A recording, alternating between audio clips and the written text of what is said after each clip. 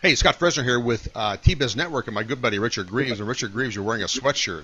That tells me you're in the upper levels of the Detroit house, and there's no heat. Well, you must have heat somewhere. Well, yes, we've got heat here. There's a radiator. It does a nice job, but that's why we live on the third floor where all the heat goes. Oh, that's a smart idea. See, I'm in sunny Arizona. I have a outdoor thermometer, and yesterday it said 113. But it was in the sun. I go, no way. It was about 80 or so, 85, maybe 90. So anyway, hey, we just got back from SGIA in Las Vegas, and that's a quick flight for me. That's a quick. Do you fly direct from Detroit or not from Detroit? I flew directly and got off, and it's of course 32 degrees when I get off the plane. It was 80 degrees when I left. It was 32 when you left. But that's the weather. Who cares? I think it was 90 when I left and 90 when I got there. It's only an hour flight. It's an up and back. I'm back in beautiful Arizona. So anyway, hey, it was a great show, and as you know, it was the last show. The last one that's named SGIA Expo, but I wonder how much it's really going to change.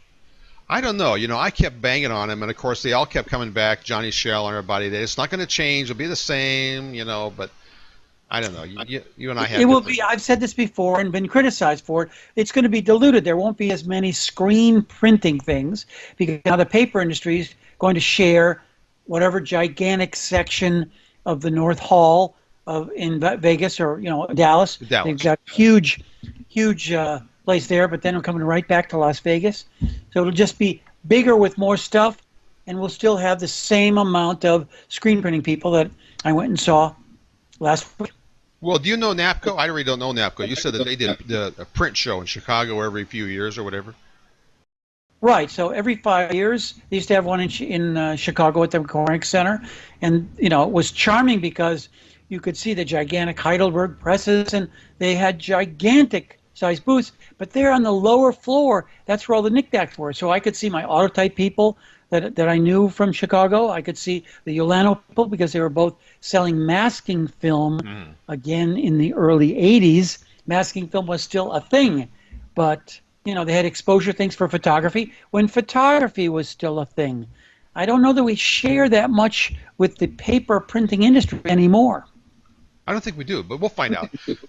We talked to Ford Bauer, and he said he's going to try and wine and dine the garment guys, the soft good guys. David Landesman's still on the board. I talked to David. He says, they're working real hard to get soft goods guys. That's always been the problem with SGIA. You'd have one guy showing T-shirts, and you go to ISS, and you've got a whole hall full of guys showing soft goods. And so they never got the soft goods guys. So if they bring the soft good guys, that'll help. I'm not sure what it takes to entice those guys, though, other than a free booth, because they've all got their budget and they've all got their shows that know work. So we'll see what happens. So next year, hopefully we can expect the same, but maybe the paper guys, I'm thinking the corrugated guys. I'm guessing that all kind of falls in that print spectrum. Well, my favorite reason is that at SGIA, I know that my friends from Europe are going to visit, and I only get to see them once a year since I don't go to Europe like I used to all the time. And I will miss that if they decide not to come because it dwindles, and much rather go to FESPA or something else that's more real international. I don't know. We'll have to find out because I don't think FESPA embraces some of this print stuff either. I mean, so we'll find out. So the show is going to be Dallas. It's called for those that aren't familiar, it's called Printing United. Just do a web search of Printing United. It's going to be October 23rd to the 25th in Dallas. And they haven't got a lot on the website, kind of like register here now, blah, blah, blah. But there's some detail about the merging of technologies and blah, blah, blah. So they really haven't fleshed out. They're probably working on that now that the other show is gone. I wonder what they're going to have to do with all the graphics. They have all these stock graphics they've used for years at the shows. It's the SGIA Expo. They're all retired now. Again, what I'm worried about is the dilution, because when I looked at what I could see for seminars this year, there were very few fundamental seminars, and with paper industry needing half of the 70 spots that there'll be for seminars, I just wonder how much they keep turning me down for the 5 things that I submit every year. Well, even forgetting fundamentals, there weren't that many seminars this year for garment guys. I mean, like Aaron Montgomery did one, but it was more on social media, so it wasn't specifically for garment guys. Coudray did one. We talked, you went and caught up with Mark, but again, it wasn't really a nuts and bolts, focused on what the garment guy needs. So that concerns me. I called you months ago, and I told you I was worried about the history of the show falling away, and I was concerned that we'd lose the history, and I didn't know some of the history, and so I broached it to the Academy, and that kind of got a snooze, but that's to be expected. But Johnny Shell stepped up. You stepped up. Chile helped out. Bruce Ridge stepped up. That was, I call it the Save the History Committee. That was ad hoc. You came through with almost 300 photographs, or more maybe. I have all the photographs that I've taken were all assembled in Picasa, so it was very easy for me to go to SGIA because I keyworded that and did that. But I also went back into my old magazines and looked for examples of what the show was like in the 50s and even in the 40s, 1948, 49. I have magazines that go back that far. And some of the most interesting things were how few exhibitors there were. 59 exhibitors is the mid-70s, when we used to have a show in a hotel and then a bigger show at a larger venue. You could have 3 booths. They rotated it. When I first started going, I'm not sure whether it was an odd or an even year, but one year you could have only 3 booths, which is why we joked that Advance had Excello and Advance, and I'm not sure how many divisions they had, but that way they could give 3 booths for all their different divisions. And so they would be in a hotel room, usually, or hotel ballroom, and then they had a larger show. And for those that don't know, by the way, whenever anybody's looking for any kind of information, photos or history, you know what they always say? Oh, Greaves has that. I'm telling you, because everybody knows you have the magazines and you have the archives stuck away somewhere in your storage room or wherever they're at. Well, Mark Coudray and Mike Young are really the only people that have really taken advantage of that, because I've assembled for Mike Young as he tried to assemble a book about his writings, and Mr. Coudray had to be a professional witness and needed things to back up his bibliography as proof of his work through, from 1980 to the current date. And those are fun. I like going through the old things. It makes me go back and do more research. Well, you have all that stuff. So we did a history wall.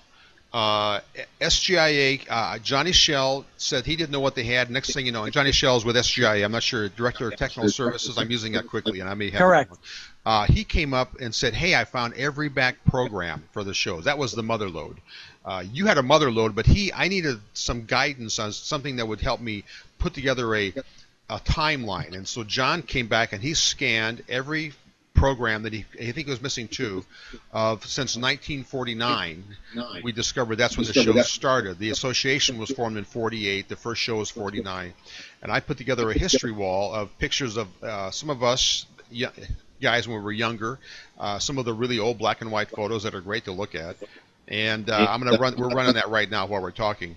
But that was really fun to do, and I'm not sure it got a lot of play at the show. It was tucked way back in the Golden Image area, and it was poor lighting, and it was there. It was 40 feet long. Mm-hmm. And Shepard, the decorator, came back and says, hey, we'll print all this stuff for free. So they did a whole big panel. They printed all the panels for free.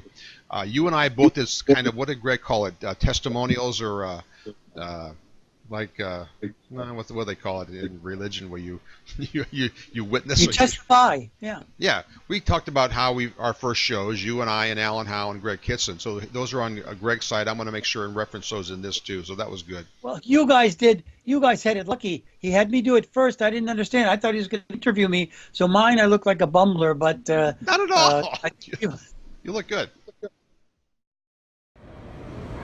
Hi there, my name's Greg Kitson from Mind's Eye Graphics, and I've been a part of SGIA since I started in this industry in the early 1980s. One of the things that I knew was I didn't know what I didn't know, so I had to reach out in pre-internet days and find out where the information was. That was at SGIA, or whatever they were called at that time, and my first show was in 1981 in Dallas. I've been to every show since then, with the exception of the canceled show after 9/11 in Anaheim, California, and the one that we canceled in 2005 for Hurricane Katrina. I value my SGIA family. They're some of the best people, and they're responsible for much of the success that Mind's Eye Graphics and Greg Kitson have enjoyed in the industry today.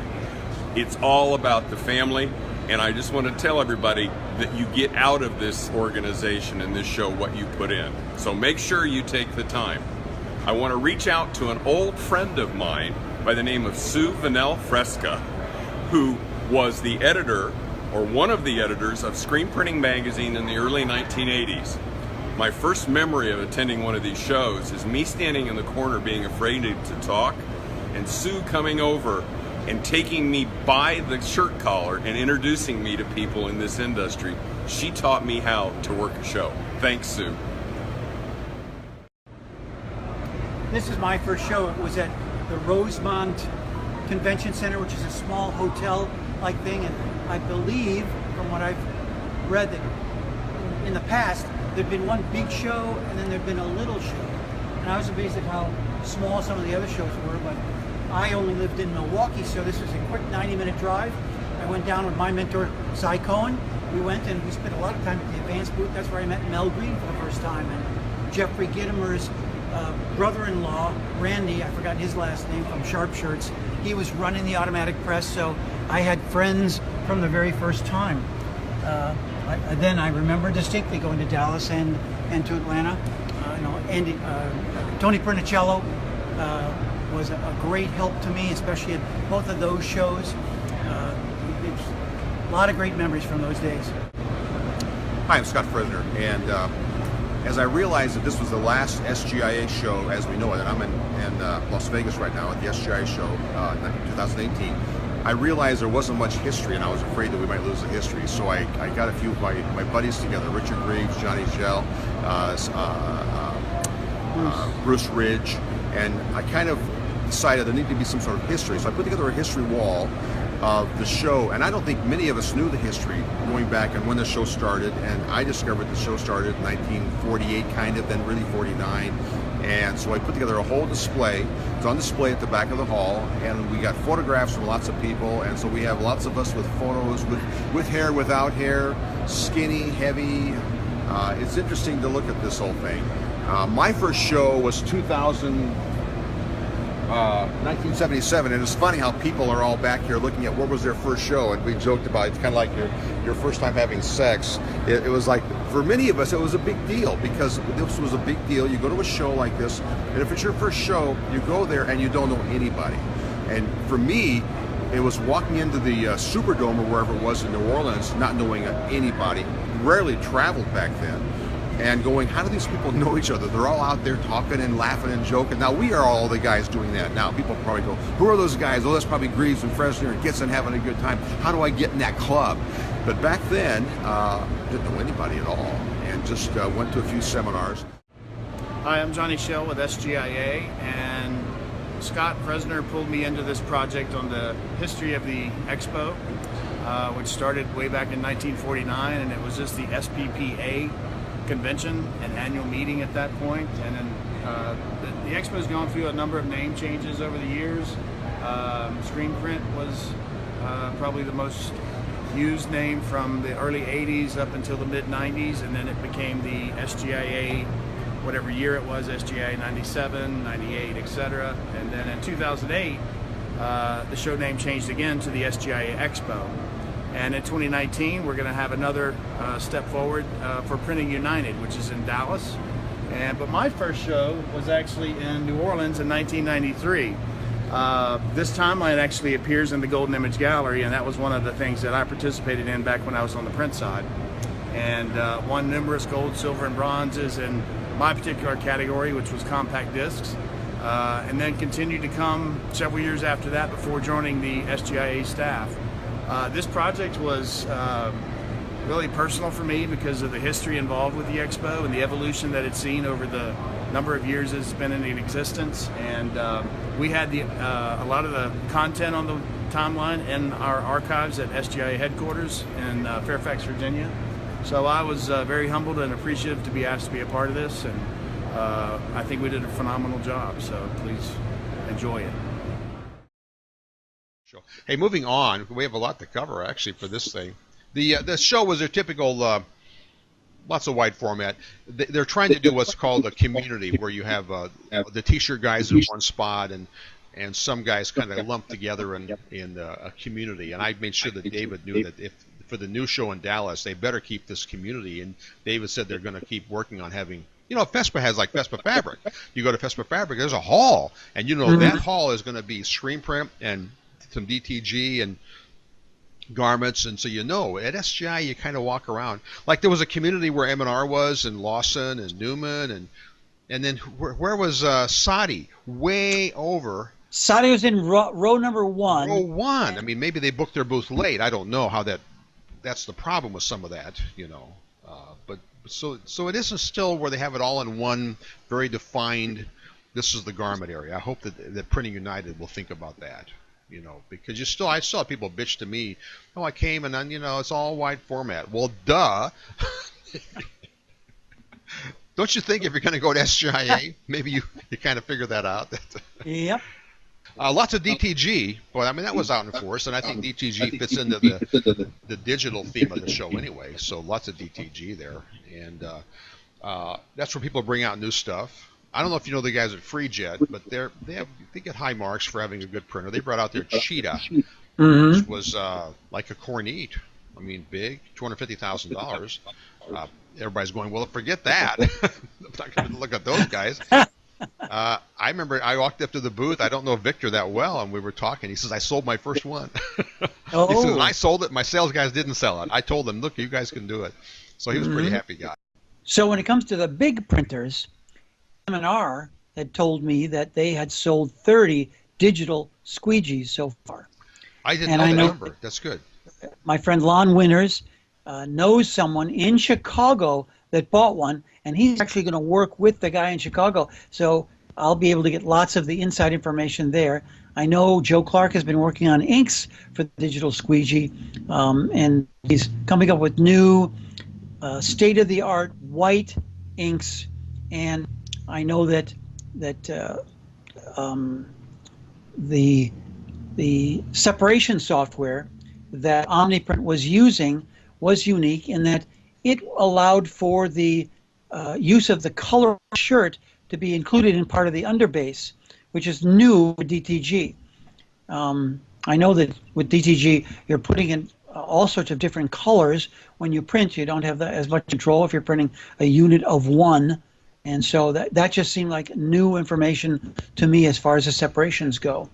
Well, it's good to know somebody that owns one, because I don't know anybody that owns a digital squeegee. I know they've sold them, like you say. So now it's good. So Lon will get some hands-on and see what's going on. A real screen printer like Lon, plus a real screen printer like Joe Clark working on the inks, I think that's going to bode well. But the idea that they'd actually sold 30 of them, I think that's what's most impressive. Usually don't get to hear those kind of numbers. No, you don't either at all. Speaking of that, we all the rumors about Rich Hoffman. Rich retired. Is that the right word? I guess that's the right word. He's going to go fishing. Well, he retired. He's clearly. Yeah. I think I've said on this broadcast in the past that he and I have talked for more than 25 years about his plans not to stay in the business past 65 years old. That he didn't want to be like other people, like the Green family, perhaps, that stayed a little bit too long and like their company faded away.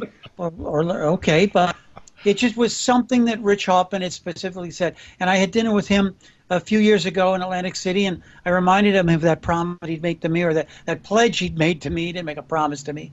And he said, oh, yeah, I'm right on track. And with the completion of his new factory in Roselle, the new gigantic Phillips factory they took over 3 or 4 years ago, he's planning on turning in, he said, on Saturday, the number that we've been calling him on that cell phone, that goes away. His email address goes away. I don't know what M&R is going to do with it, but Rich Hoffman will not be answering those calls anymore. You better be good friends with him, because you've got to get his real emails and phone numbers from now on. He's not going to answer questions about the eco-rinse for me. Yeah, he did. He was still working the booth, but I think we went to the show wondering, will Rich be here? And that was the big gossip of the show. He said his cell phone's going away and his email's going away, and we went and talked to him about it, and he says, yep. And I joked, you'll be back in a couple years. He says, nope, not going to happen. I says, you're going to go fishing? He says, I love to fish. So. Now, he said that he'd gone to Poland to say goodbye to the Polish factory people. Yeah. And he'd said goodbye to the factory people and moved out of his office 4, 5, 6 weeks ago. Yeah. And he was here to say goodbye to the crew because he wasn't able to say goodbye to them when he was in Chicago 2 weeks ago when he made his final farewell. So yeah, they were having and he didn't want to party. He didn't want to party. He said he just was going to did not want to party. If they're going to have a party, I'm not coming. He's out of here. He's not coming. Yeah. So he wanted to just say goodbye, and it was good to talk to him. So I'm not sure if we'll see him around, or who knows. You know, I can't imagine he'll just come and say hi at a show. He's still an owner, so yeah. The odds are it. But I asked him if he's going to be at the Virus live printing next week, and he said nope. Very quick, very easy. No, won't be I don't there. think he's on the board. He was saying, somebody was saying, I'm not sure if it was him. He resigned from the board. Right. He's still an owner, but he's not on the board anymore. It's Danny Sween from now on. That was big news at the show. And other than that, other people moved around. We ran into Jeff Baxter. Baxter was with M&R for years, and we're all been friends for all these years. He ran their digital division and got kind of, I'm not sure if it was pushed out or moved on or whatever you want to say. But the funny thing was Jeff is now working for Kornit, and Jeff lives on the East Coast anyway, and he was commuting to M&R in Chicago, and now he's working with Kornit in where you know where it is, Englewood or not Englewood? It's Englewood, New Jersey. Right. So it's still about an hour from where he lives in Philadelphia. Yeah. He lives in the Philadelphia area, doesn't live in Philadelphia. So he's still commuting, but it's only an hour a day instead of on an airplane every Sunday night or Monday morning, whenever it was that he was doing that flying. Yeah. I joked with him because he was wearing a suit. You know, most of us put our suits away. He says, I had to buy a suit. I said, what do you mean? He says, Kornit, you got to wear a suit. He says, I tried on all my old suits and none of them fit. I go, yeah, we all have that problem right now. Somebody else told me that had to buy a suit. Who was it? It's not in my notes, but somebody else. Oh, Mark Coudray had to buy a suit. Oh, that's right. He went to a steel convention working for a client of his that does steel manufacture, and had to have a new suit. I hope I never have to buy it. Surfer boy has to buy a new suit. I know. Other, let's see. I'm looking at. We have some show notes here. One thing that I found interesting. I was at the SGIA booth, and I bet within a 5-minute period, 10 people walked up and says, "Where's the show program? Where's the book? Where's the book? Where's the book?" I have a book here. Not from this show, obviously, but you had a book. No book. They're right around the corner. I can go get one in a heartbeat. But they kept telling everybody use the app, and you could see people going, "Use the app? I want a book." And so they did the daily. I got one of the dailies where they print them at night of what's new at the show. I had one somewhere tucked away here. The Daily magazine was an oversized magazine, size of a Life magazine. I can't stick that in my back pocket. It had a little schedule in it of the buses and that sort of things, the quick things that I don't want to go find on the app. Yeah. I started thinking maybe I was old school, because every time I turned around, I was wanting to see where an exhibitor was, and I knew I could have gone to the app, but I wanted the book. And usually in the book, you make notes, you mark who you want to go see, you earmark a page, So I'm not sure if that'll hold over to the Printing United, but I think they got beat up a little bit for having no show directory. Right, but now we know. If we'd known, be prepared. Yeah. There is no book anymore. That's true. Yeah, maybe. Then I would have paid more attention because there was also an awful lot of stuff. You and I are in the academy, but none of the academy information was in the book either. Of course, it's not in the book. But nobody knew about where the academy stuff was. But that's our problem. Yeah, it was one of those little things. I started thinking maybe I'm getting, I need to be more digital. Old and grumpy, like me. Old and grumpy. I used to be an angry young man. Now I'm a grumpy old man. Okay, we did a little cut here, and Richard Greaves went and found his books. And for people that don't know what we're talking about, it's a show directory, and most of us keep them for years. It has a list of all the exhibitors, a little bit about their booth.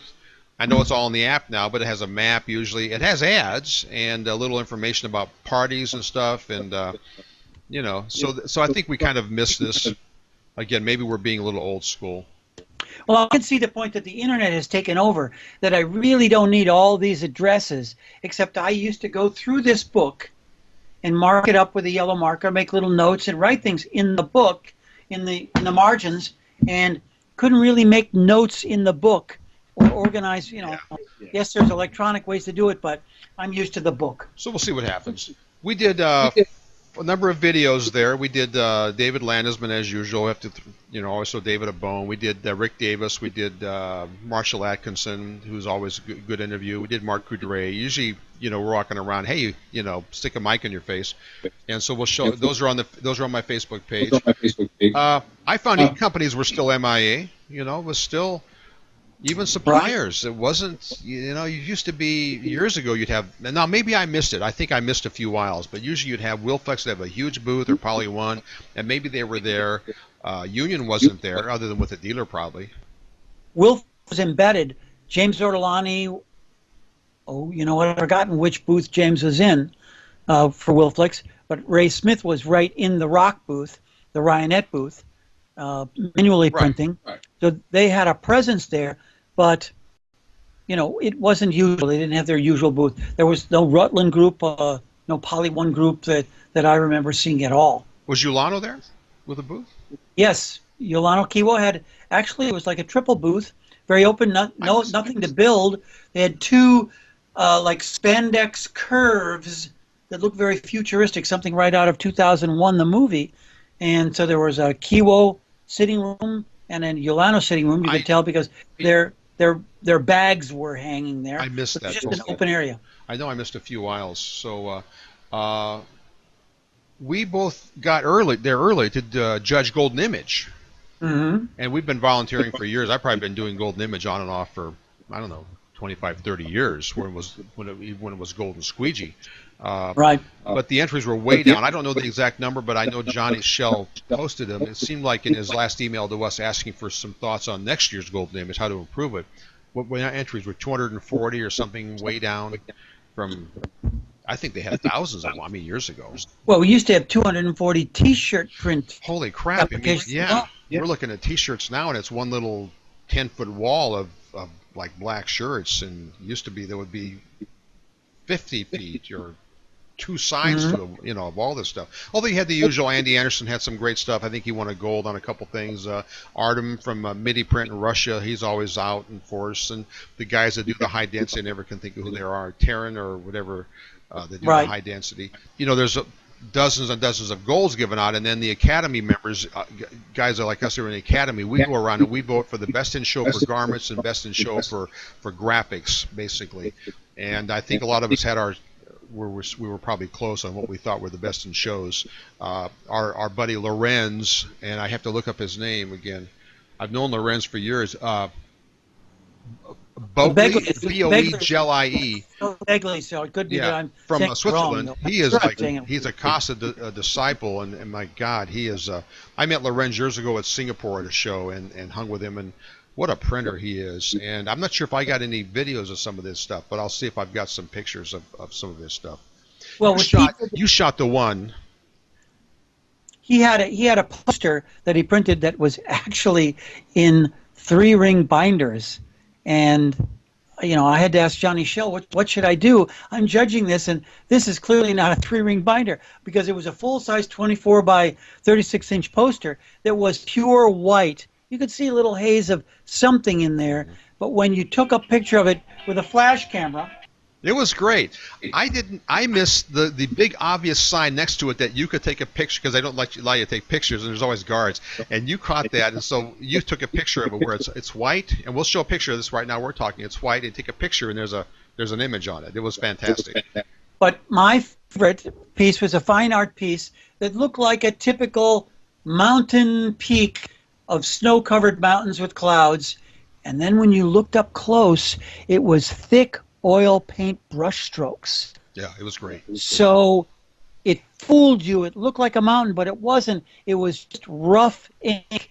And when you looked at the screen print, I have no clue how he actually did it. It was a great print. We very that. Impressive. Lorenz had great prints. There were some great graphics, and there was some great T-shirts, but it wasn't like there was a plethora of shirts, so it was a little deceiving. The student awards had a lot of entries. It was fantastic.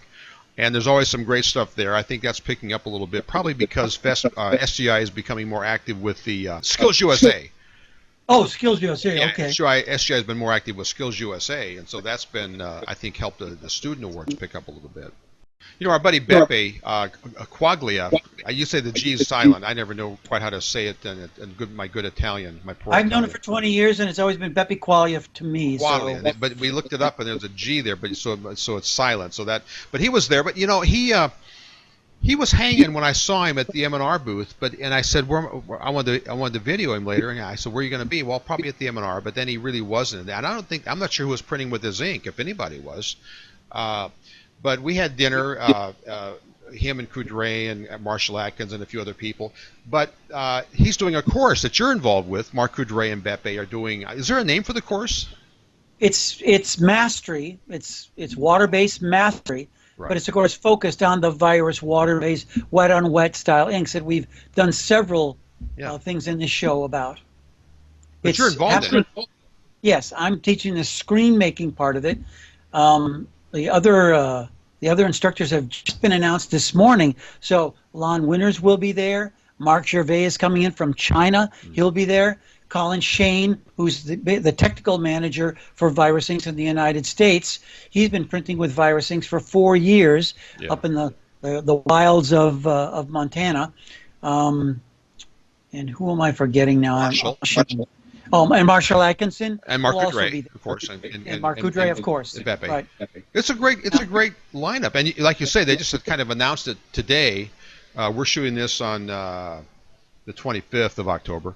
Well, what's different about this is just like Mark Coudray's other mastery programs, Halftone Mastery, his Catalyst Accelerator programs and coaching programs, he's done videos. And so there's going to be lots and lots of videos that you're expected to have seen before you come to the live printing next week on the 8th and 9th. And by the way, it is sold out, so you can't get in. But they are planning other versions of the live printing seminars around the United States around next year. This is just the first one. He said they did a mailing list to their list. They didn't even announce it to the industry, and they ended up signing up, I think, a couple hundred people. And they had to pare it down to 70 because they only can handle so many. And as we kind of joked a little bit, even Coudray joked, they're doing 11 designs on the hands-on. And so they're breaking that 70 into like 2 groups because they're going to set up 11 different images from one color to multicolor to special effects and try and show it all. And then you're doing a live on screen making. And it's a great, it's fun to see this kind of stuff happening. You've got the... What's happening with this week with Marshall and Tom Rauen? You're going. Well, this weekend, as soon as we finish here, right. I'm getting in the car. Boom! I'm going to Cleveland to go visit with Pierre for a little while, and then I'm driving down to Columbus, and pick up Ron Goodman at the airport, and then we're going to the big barbecue dinner tonight, tomorrow night, and then all day Saturday. What's the event called? I'm having a mental block here. It's called ShirtLab. Oh, ShirtLab, yeah. So it's great. You got that ShirtLab. You've got Coudray's thing. You've got ThreadX. It's fun to see kind of new things evolving that are not just here's how to make a screen, which like I've taught for years. Here's the basics of the process, which we agree we need. But it's fun to see these events happening, I think. Well, this is different. There's more merchandising. It's Tom Rohn and Marshall Atkinson have been involved with Inksoft for a long time. Marshall is still associated with them. He worked with them for several years. And they're going to address more of the merchandising and marketing part, right. Which is, of course, what Tom Rohn is known for. He's got a terrific group on Facebook called Screen Print Marketing that everybody should belong to pay attention to it. And they're going to do 4 a year, I think. And different. I told because Marshall now lives out here in Arizona. Marshall and I are going to have lunch. He lives in Gilbert, Arizona, and he's been out here for quite a while. We haven't ever hooked up here. We always see each other at shows. We agree we got to have lunch And I said, just bring your thing out here too, because this is a nice area. But anyway, they're going to do 4 a year, I think. It's called ShirtLab, and I'll put the thing. It's sold out, so we're talking about it. Yeah. It starts anyway this weekend anyway, so it's too late. But yeah, I think 48 hours from now. I think it's Tom and Marshall are already shown their boarding passes. They're already on the way to Columbus. I'm glad. I'm glad for them. In other news, Lawson has a what do we say it was? Lawson has a new. Would you say it's a Trilock kind of clone? Not a clone, but a similar to Trilock. It's an automated clamping system for automatic presses for CTS screens that are already pre-registered. So it's spring clamps. The entire yokes that hold the screen are kind of a Trilock, to use the patented name for M&R's Trilock. But it's just a standard 3-point registration system that's spring-loaded, and if your screen is already pre-registered, as mine were in 1982. So it seems so basic that people should do that, but it's a lost art in some areas. Anyway, it's called Lock and Go. We had to look it up. Lock and Go. We did an interview with David. I don't think he showed it that well. It was like, quick, this is what it is. I'm going, okay. I think he covered everything in the booth in the 3 minutes. He grabbed the microphone away from me and went. He ripped it out. Okay, bye. That's a video on my Facebook page. He ripped it out of your hands and went on to. Like we gave him some couple Red Bulls. He was on. So anyway, but they got an award for that. They got a Product of the Year, or was it for that? Right. It was in exposure and imaging. So it was just a way to tie it in.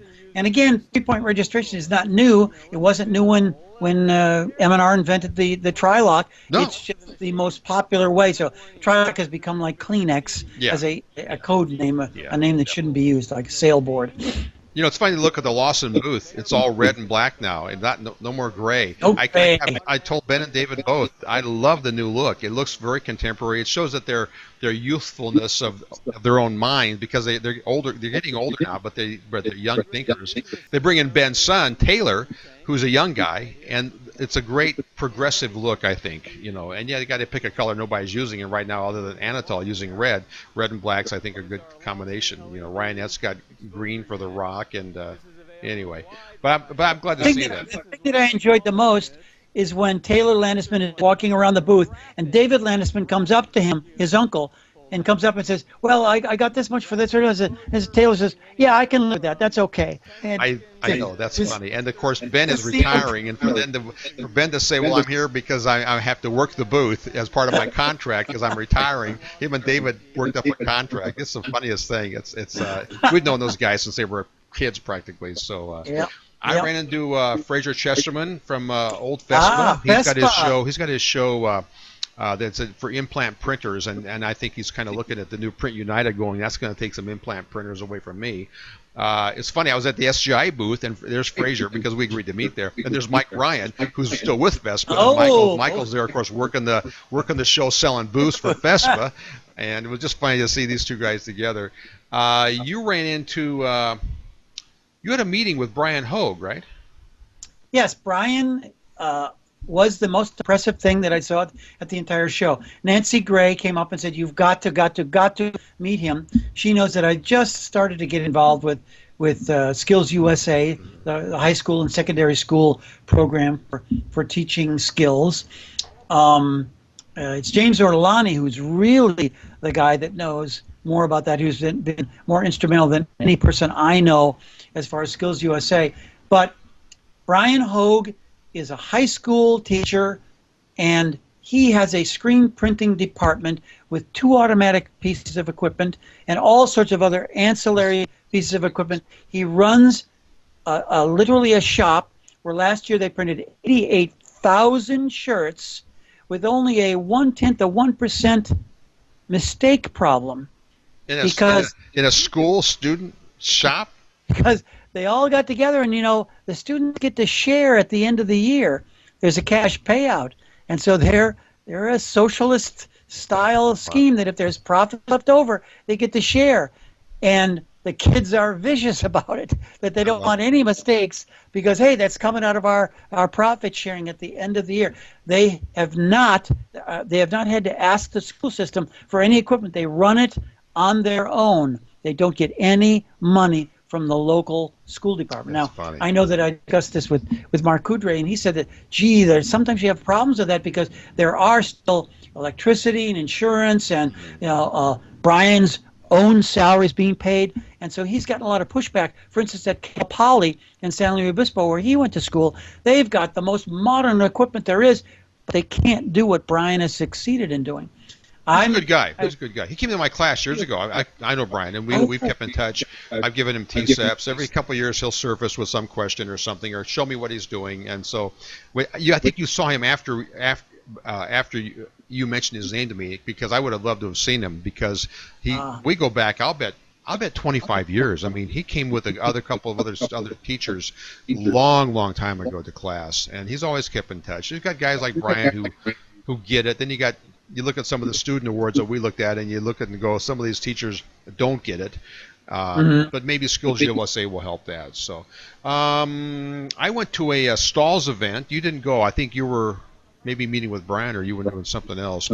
Yeah, I had other things to do. But Stahls had the room, and usually they have a fashion show, and they were introducing not so much new products, I don't think, as kind of really showing what Stahls does. Lots of videos of some of their high production. I mean, some of the things Stahls printing. I think their pitch was this time, let us help you. If you need help with an event, or you need someone to be your partner and to kind of be your backup. We also print, and it was odd that Stahls doesn't normally do that. Carlene Gray, you know Carlene, you know Carlene. Oh, I definitely know Carlene. Well, yeah, because you traveled to the road shows and stuff. We worked together in the very early 90s. Yeah, she's been with him forever. And Ted finally made her CEO. And I told him, Ted and I had a nice conversation, because Ted and I go back a long ways. I said, you finally did the right thing. He says, yeah, because I always joke, Ted, every couple of years Ted would bring by the new president, the new CEO. It would be somebody you didn't know. And every couple of years there would be another new one. And Ted says, yeah, I went through guys, and I finally decided to do it internally. And I said, well, you picked the right person, because she would have been your right-hand man. We always joked about Carlene and Karen as being Ted's handlers. Ted, come on, we're going to go over here. You're going to sit here. We're going to do a presentation. So, anyway, so Ted... Carlene actually went away for a while. Yes, she did. And came back and has been back for a little while. In fact, we interviewed him last year. Yeah. Where was it? Long Beach, I think. It was a good call. Yeah. Real pleased. I mean, I was really glad to see that. I met a very interesting guy, David Harding of Dick Clark Associates, and I immediately heard Dick Clark Associates. I used to do printing for them when I worked in California, but no, it's not the same thing. I don't know if it's the same thing, but they're leasing and financing people. And I had a very nice talk with him, and he, in fact, was explaining to us, the group of people surrounding him, that leasing is sort of disappearing. I'm not a finance guy, but he was saying that the benefits of leasing are kind of disappearing, and he's turning leases into regular financing programs. So just something that I only picked up. I wasn't, I'm not usually involved in that part of the financing. Leasing has been my main too, but it's something I'm definitely going to meet with him and get on a call and get smarter about why leasing is going away and financing is better. I didn't know that. I mean, I haven't leased in so many years that it's new to me. You saw a new RH meter, and I don't know who had that. Ray Greenwood, Ray. My friend from Stretch Devices, I've known him for 20 years. Ray Greenwood, we were talking about RH meters in industry, not just the $10 ones at Lowe's that I recommend, because those are terrific if you're just going for relative, because almost always I just want it relatively drier.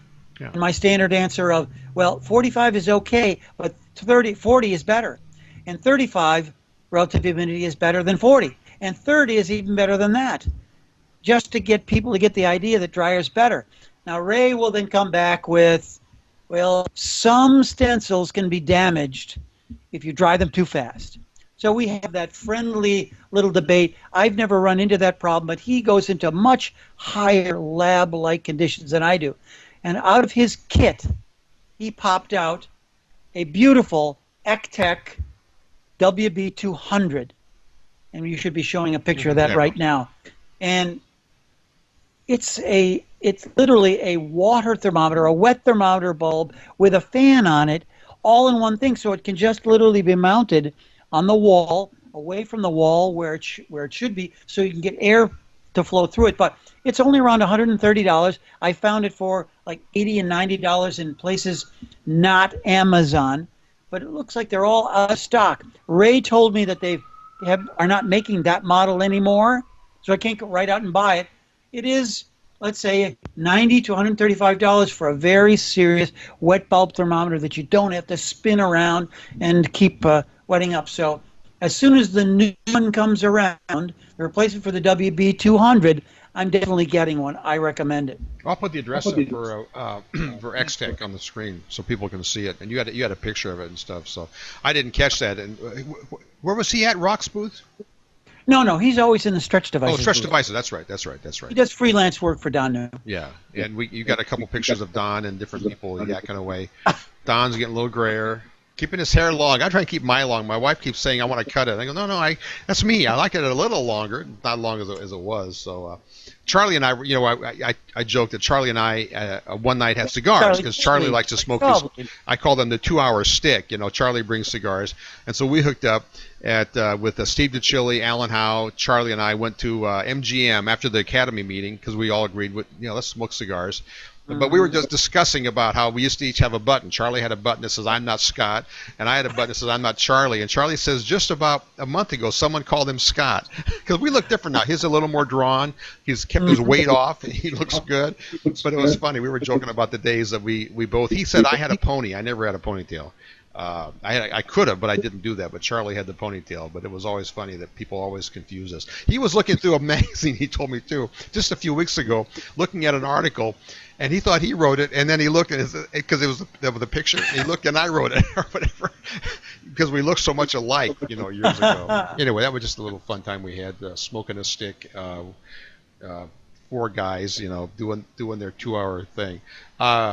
Let's move on to the Academy dinner. Are we good? We're good on all the gossip. I'm looking at our list here. I think we covered that. The secret Academy dinner. Most people would never know because it's a private meeting. Only the Academy members. Well, there's the handshake. There's the handshake that we do. It's the Academy is made up of. How would you describe the Academy? Old guys in most cases, movers and shakers, people that have given back. Made an educational investment in the screen printing industry and the digital industry, because a few years ago we changed the name of the Academy to the Academy of Screen and Digital Technology. That was a big deal too. I remember many discussions about that because it was always we're screen guys. We don't need those digital guys. And then as of course the show became more digital, we had to embrace that somewhat. But it's about 50 or 60 people. I'm thinking. I'm not sure what the membership is now. I'll toss up a picture. Some of the Academy members are international. They don't come to the U.S. for the show, so we see them sometimes at FESPA. They'll be like a little ad hoc lunches. But it's the Academy. We have our yearly dinner. People talk. We get bored. So.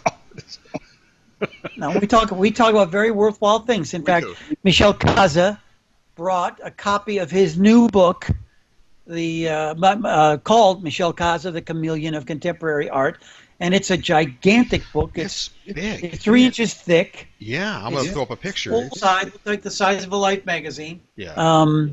It's full big format in which he describes his dealings with, in 4, 5, 6 pages, a single piece of art with a single artist and how he interpreted it and how he reproduced the artwork. Mm-hmm. So as an art book, it's just a master class in screen print. In many ways, a different value than the history of screen making by Guido Linwater that I'm so in love with. So I'm looking forward definitely to buying a copy of the book. Several people actually had it. Alan Howe, I think was the first person I know that actually bought a copy. Well, Caza will sign them too, which is good. I mean, we've all known Caza for years, and it'd be nice to have Michel's, signature. But it was a huge. I mean, he's printed for, I want to say Andy Warhol, and he's printed for kind of the who's who of the art field, and so I think a lot of T-shirt guys would never know who Michel Caze is, unfortunately, because he's not a T-shirt guy. But he is the master, and for most of us, he is, I think, and has always been the master printer. And he's we always kind of I feel bad joking him how you look good, Michel, because he's 84, and I think I don't want people to tell me when I'm 84, boy, you look good, Scott, for 84. But Michel is always very vocal, upbeat, you know, and so it's always, and we always, because he's 84, I think we always say it's good to see you, Michel. You know, meaning we're glad you're here. We want to see you next year at Printing United. But he's a world-class guy that a lot of people would never know who the heck he was. But his book is, I was surprised. I hadn't seen the physical copy. I'd seen the pictures, but he brought one to the dinner. And you're right, it is that thick, and it is like a Life magazine size, and it is just full of great information. We'll put the information up for those who want to buy it. We inducted new members. Alan Howell was a new member. And Graham Richardson Locke, who's from FESPA, is a new member, and we inducted him on the show floor this year. That's a first. Charlie's the president, and we had our meeting and our typical discussions and stuff. And it was a good time. It was to be had by all. We had our chicken dinner and our whatever else we had. Anyway, I enjoy the Academy meetings. Now, surprising, or not necessarily surprising, but different this year is that there was no chairman's dinner. There was that gigantic party that you went to at TAO, which, you know, I have no idea how much money they spent on that party, but wow. I heard a number, and this is, they'll probably come back and tell me that I was wrong, but I heard this number from two different people that they had heard the number was $300,000. Now, this was, I mean, for those of you that had not gotten to the show for those on our side, there was usually what's called the chairman's dinner. It used to be that the show had a big party, like where you buy, groups of us that had big companies would buy tables and have your best customers come. They'd give away the awards. They inducted new Academy chairman. They'd give away the golden images. You know, you've been there. It was a big deal. They quit doing that a few years ago as they kind of decided that it was kind of a waste. 2 years ago in Las Vegas was the last time, and they had one last year too. So, but not like with the tables and the dinners and the chairmans they had, but not the big banquet. The keynote, the big keynote dinner. Yeah. Yes. When I was on the board, like we had to buy tuxedos, and all the board members had to wear. I still got my tuxedo, which of course doesn't fit me now, but we all had to buy the tuxedos. But they got away from that. But then they started doing the chairman's dinner, which was more invite. This was an open invitation. They rented the entire TAO nightclub at the Venetian Resort and nightclub, and they rented the whole thing, and all you had to do was have your badge to show up. Now, they did comment that they felt a lot of people didn't catch it because there was no show directory probably, and so a lot of people didn't know about it, didn't hear about it. But anyway, they rented the whole place. As you walked in, I'll bet there must have been 50 people, I'm not exaggerating, with trays of booze. Beers and mixed drinks, just standing in line at the nightclub. They got these guys understand. And then next to them were people with trays of hors d'oeuvres. I mean, I bet there were 100 people walking around, I'm already exaggerating, with booze and hors d'oeuvres. The food was free-flowing, and you could actually go to the bar and get call drinks, all open bar. And so there were some people saying, wow, I was surprised. I went to the bar and I wanted my best, the best scotch I drink, and I thought I'd have to pay a different for it. It was all provided. And then they had, as people got in and got going, then all of a sudden the DJ's going, and of course most of us who have hearing loss but it was a nightclub. And I'll be showing videos while we're doing this. I mean, it was going on and on and on, and people dancing. And then Ford Bauer, and I don't know the name of the guy from Print United, and I should know that, and I apologize. They got up and did a whole speech about the new show and the merging of the events. And then they had a fantastic video presentation, big screen showing Printing United, blah blah blah blah blah. It was unbelievable, frankly. You missed a good party. I mean, I know you don't drink, and it was loud. You know, I mentioned I went to dinner later on with Coudray and Beppe, and Mark comes up to me, "Do you want to go to dinner?" Because it was so loud. But I had a business dinner. Yes. And when I came out of the business dinner, I checked my phone for messages, etc. And your Facebook video popped up saying it's too loud to talk, and I went, "Well, I don't have to go to that then." So I did a quick Facebook Live, and I just yelled into the camera, "It's too loud to talk." But it was quite my good. kind of party, yeah. But Can't talk. what struck me was it was very Fespa-like. Fespa, for those that have been to Fespa in Europe, exactly. they call it the gala, and the gala is a real party. You've been to those. And so this reminded me, it made me feel like maybe they're trying to embrace what Fespa does and have these nice parties and make it kind of where you want to go to a show because there's going to be the party, you know. So anyway, it was very Fespa-like, and it was excellent. I give them high marks for that thing. You know, you've been to shows where you don't really go planning to have dinner with people, but it becomes kind of. Yeah, but this is why I'm sorry I didn't go to TAO, because now I didn't get included to one of Bepe's fabulous extravaganza dinners, so I missed out on a very good group. We've been to those where it's kind of pre-planned, but this was a very casual, ad hoc. I think we all wanted to get out of the party. So we left the party not early, but early, because the party was going to go on for like 3 hours or whatever. And so had dinner with, again, Mark came up and said, "You want to go to dinner with us?" And so it was Bepe, Mark, Mark's wife, Joan, was with him, and it was great to see her coming out. I joked with her. I remember when she was pregnant, and I didn't know if it was with Daniel, their son, who died, but she said no, it was probably with their daughter. But I remember Joan going to shows. I mean, we're talking a long time ago. But anyway, it was Marshall Atkins, and who else was there? A lady named Dan Michelle. Solomon. Yes. Solomon was there. But who was Michelle? Michelle was with Bepe, and I had never met her. I've seen her several times. I'll apologize. I don't know who she is. I apologize, too. But I sat next to a guy named Dan Solomon, who I never met. And come to find out, he is I would say the word new loosely, because I'm not sure how long he's been with Wilflex, but he is from Dow Corning, worked for Dow for years in the silicon division. And so he was the one that helped develop the silicon ink for various people, but now he's working for Wilflex. He's moved to Pineville, Rutland, Wilflex, Polygon, you know. And he's a nice guy. He knows his stuff, and he's in charge of developing their whole line of silicon inks. And knew his stuff, been around the block, and worked. We joked about big companies because I had my issues with DuPont when I made white, bought from DuPont, and we joked about how big companies work and stuff. But nice guy. So Dan Solomon was our newfound friend, and we ate at the 10th floor of the Venetian. French restaurant. Oh, Kaza was with us. That was right. Oh, of course, right. Yeah. I felt bad because we're like there at midnight, and Michelle's kind of fading, and I say, what time is it in France? It's 7 a.m. Yeah. And of course, Bepe's from Italy, but I think he'd been in the country for a few more days. Kaza had just flown in the day before, I think, or something. So he was definitely jet lagging. But anyway, so that was fun. We had the Garment Decorators luncheon. That we went to, and this year you knew more about the speaker than I did. You have put it in our notes. Ricardo Crespo. Ricardo Crespo is an agitator, a creative guy who's worked with Mattel, 20th Century Fox, James Cameron, the movie director, Nike. He's got a company called 13, spelled TH13EEN. So that gives you an idea of his, modernistic, twisting things a little bit. And he was the big headliner at ThreadX just 9 months ago, and he'll be the MC for ThreadX February 17th to the 19th in San Diego next year in 2019. That's February 17th and the 19th. He's going to be the actual moderator.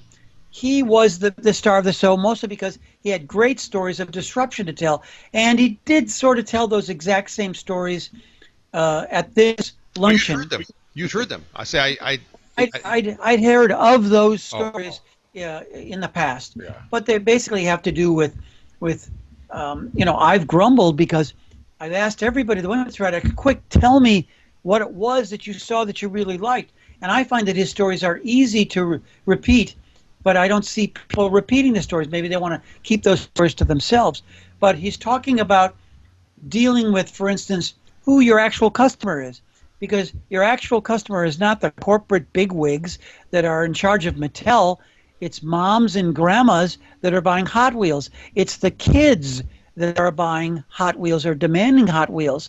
And if you're not focusing your advertising towards those people, and he showed lots of examples, such as women's shoes, that any child, any boy of 8 years old is going to think, oh, look, ramps for my Hot Wheels. He also showed magazines that were unfolded. I'm not doing this very quickly.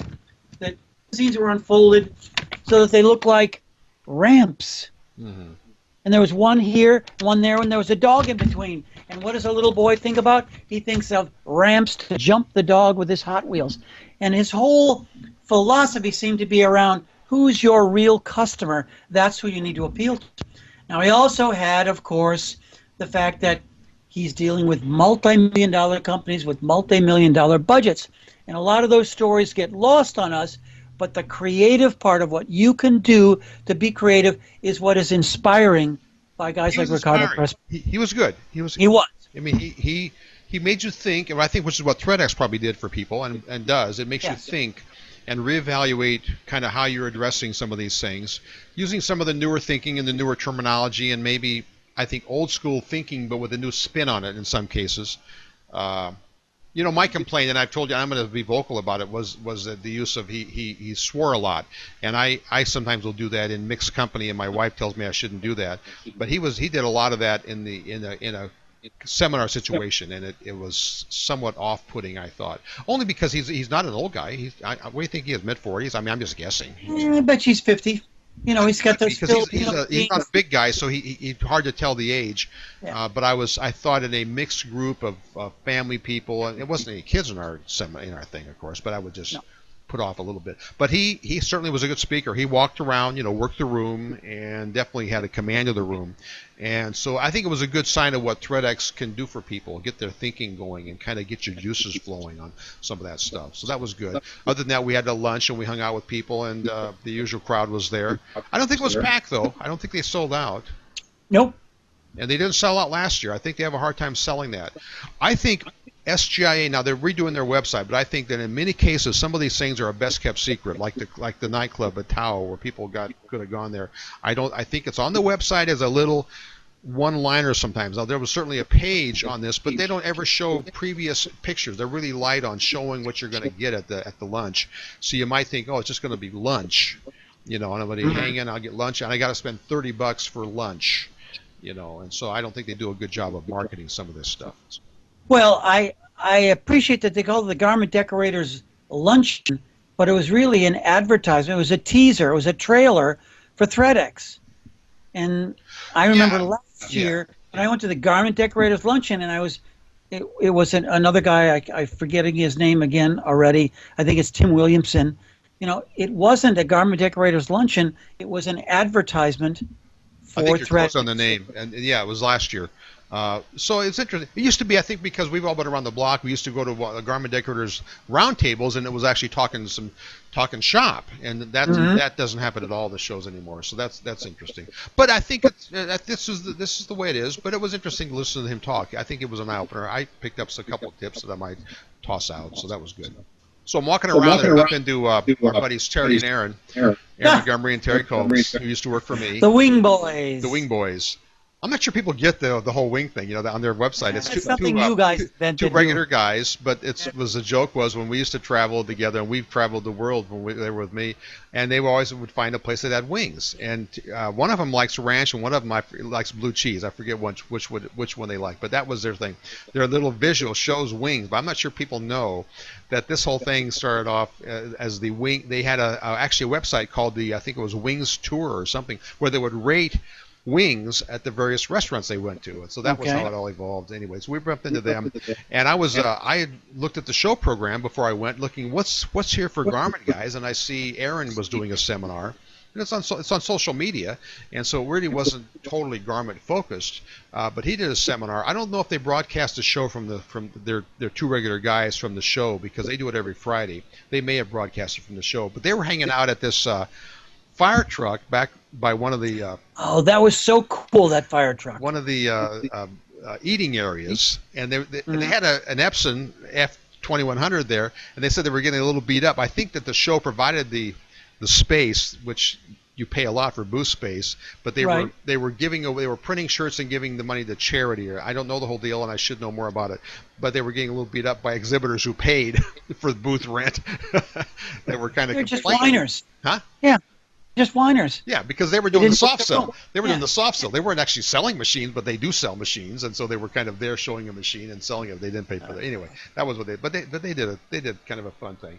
And then I bumped into you. You went to a Coudray seminar. You were on your way to one. Yes. Mark's seminar was the only one that I went to. He did a seminar about how keeping your pipeline filled, and it was new. It was a new style meant for people that are not familiar with his whole new approach to selling and automated selling. So, I got 2 pages of notes, and I talk to him once a week. Mm-hmm. So it's not like I still think that anything that Coudray says, I'm at that kind of a seminar. So think about him when you go to Long Beach or any class of a show. Coudray's always worthwhile going to. You definitely lead with something, just like at the thread at the Garment lunch. You have a speaker and you go, wow, I hadn't thought about that, or I hadn't thought about how they spin that. So Mark's definitely on a roll. It's funny because Mark won. I hadn't probably followed it. I'm a member of the Academy and we vote on the best technical articles for the Swarmstead Award. Mark won it again this year, and they were joking which one had more. Joe Clark had more Swarmsteads than Mark. I'm not sure what the count is, but Mark won on optimizing flash curing, and I was surprised because Mark is not writing technical stuff. He's really writing and teaching more on the business, the social media, the marketing, and how to run your company and profits first. And I was surprised that he won on a tech article, because that isn't what he's doing anymore. No, he did a fantastic study of how you can optimize the electricity, and I don't think anybody's written anything even close to this about flash curing. Anyone who owns a flash or wants to have a flash, this is required reading. If you need, we should put a link underneath here. We will for sure. In post to the article at Screen Printing Magazine. Yes, definitely so. Now, on even though this is a show report on coming up, we know Long Beach is coming up. Whatever I want to say, January. I'm not sure. Look it up. It's always the third week in January. ISSshows.com. I'm doing, I think, 3 seminars. I'm doing a computer graphics, and I'm doing a marketing one and a DTG one. And so you'll see me there. You're doing. Are you doing yours in Arizona? Or are you going to do them in Kentucky again? No, these are at the show. I'm not doing anything with Michael anymore. Oh, Long Beach. Okay, yeah, Long Beach. Yeah, I'm doing Atlantic City also, and you're doing. We put in our show notes. You call it MEG, which is Mind's Eye Graphics. Greg Kitson. He's doing a CTS seminar. Do you know the dates on that? It's still in our imagination, but they want to do one quickly, sort of like a test run in December. So just keep your eyes peeled. Correct me if I'm wrong. Now, correct me if I'm wrong, and this is I'm probably forgetting about it. I didn't recall that Greg had CTS, but I probably totally just forgot about that. He's had CTS for an awful long time. I guess he did. For some reason, I just didn't recall in his videos, and maybe I just missed it, that he had CTS, correct, computer to screen. Well, let me plug that. He has a fantastic demonstration of how he can expose.